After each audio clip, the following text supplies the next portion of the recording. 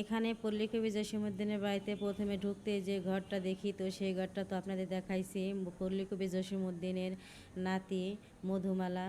তো সেই ঘরটা আপনাদের দেখাইছি ঘুরে। এখন আবার আর একটা ঘর, মোট কয়েকটা ঘর ঘুরছি। তো আপনারা ভিডিওটা স্কিপ না করে বা না কেটে পুরো ভিডিওটা দেখতে থাকুন, তাহলেই বুঝতে পারবেন যে কি কি আছে ঘরের মধ্যে। বিশেষ করে ঘরের মধ্যে যা যা ছিল তা হলো পুরনো কাঁথা, আর হলো কতগুলো মাটির পাখি, ফুল, তারপরে হলো দোতারা, কতগুলো বই, এরকম অনেক কিছুই আছে।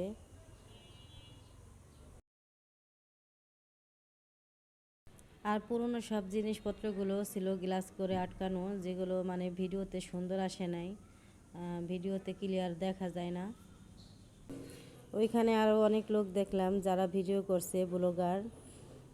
তো তাদেরও দেখলাম ভিডিও করার জন্য। তো আর আমি এই নিয়ে পল্লীকবি জসীমউদ্দিনের বাড়ি 2বার গেছি। তো আজকে আমার পুরো বাড়ি ঘুরে ঘুরে দেখা হয়েছে। এর আগে দেখছি মেলায় আসছিলাম এর আগের বার। তো আপনারা যারা আসেন নাই একবার এসে দেখবেন,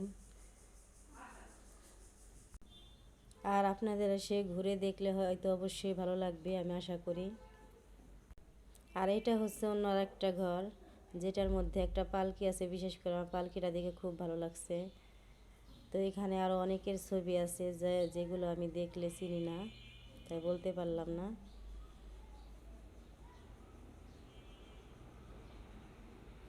এখানে কার কার ছবি আছে। তো যাই হোক, বিশেষ করে আপনারা পালকিটা দেখেন তো কি সুন্দর। একটা লোক দেখলাম পালকির মধ্যে, পালকির ভিতরে ঢুকে ছবি তুললো।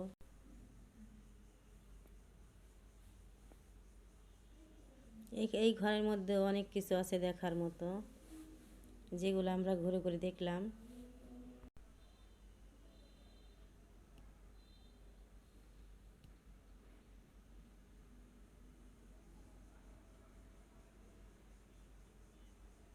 এখানে সব পুরনো ইলেকট্রনিক জিনিস, যে আগেকার ট্যাব, টিভি, এইগুলো আছে এখানে।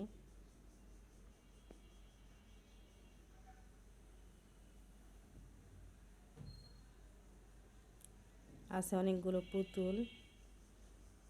তবে পুতুল দেখলাম প্রতিটা ঘরের মধ্যেই পুতুল আছে, হয়তোবা মাটির বা আরও অন্যান্য জিনিস দিয়ে বানানো।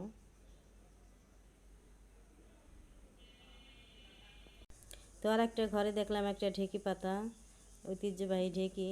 তো দেখে আমার ভালোই লাগলো। তো আপনারাও দেখেন, প্রত্যেকটা ঘর দেখতে খুব সুন্দর, সাজানো গোছানো।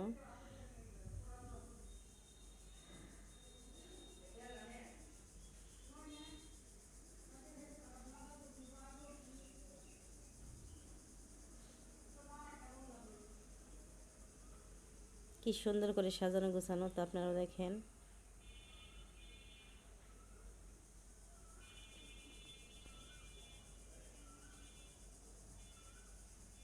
আরও কয়েকটা ঘর আছে, সেগুলো লক করা, সেটার মধ্যেও ঢুকতে চাইছিলাম,